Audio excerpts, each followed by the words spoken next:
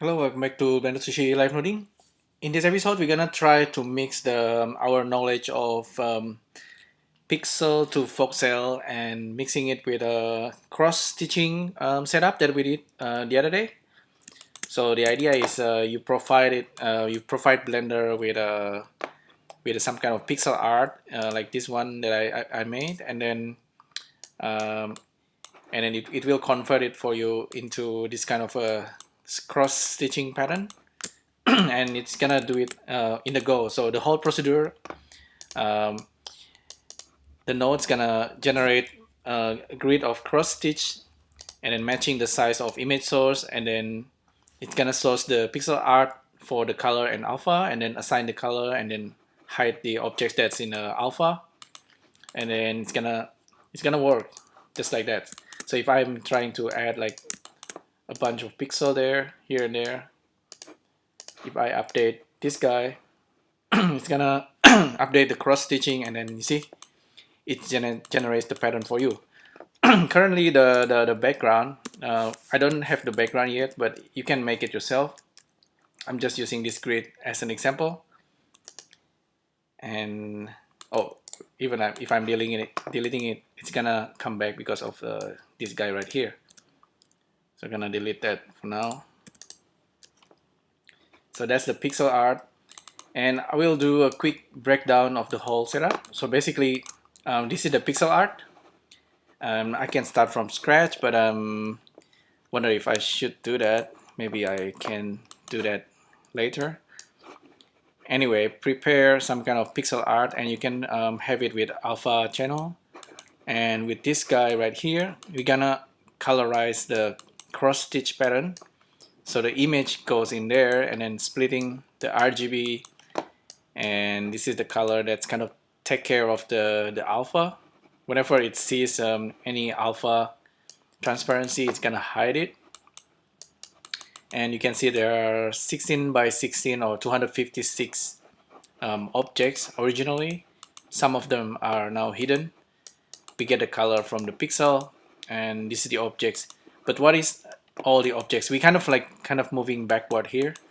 The objects are of course the cross stitching pattern, just this all these cross element.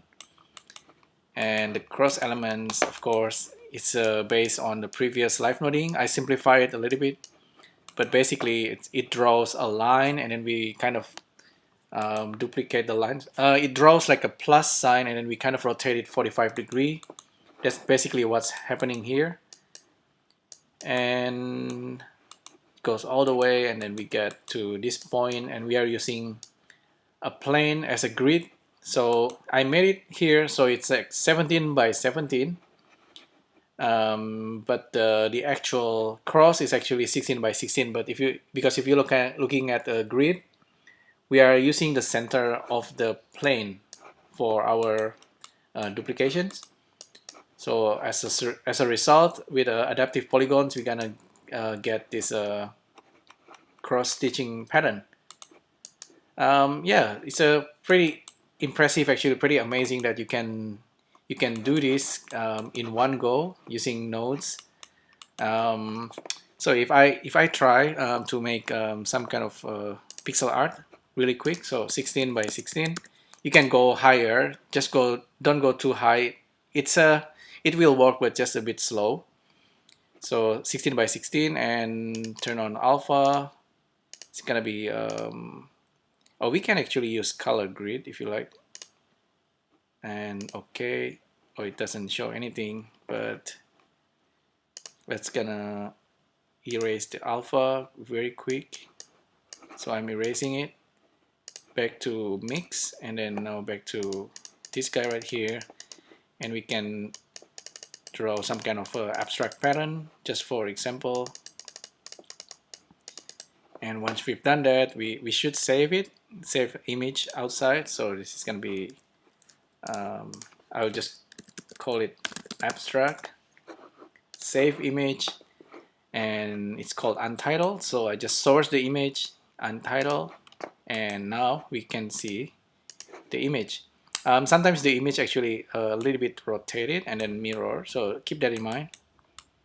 Now you can see this become cross stitch in one go. If you have like a like a more detailed artwork and you look at it from far away, it's kind of looking like a cross stitching, but you need to take care of the grid and kind of the pattern for the canvas as well in order to make it realistic.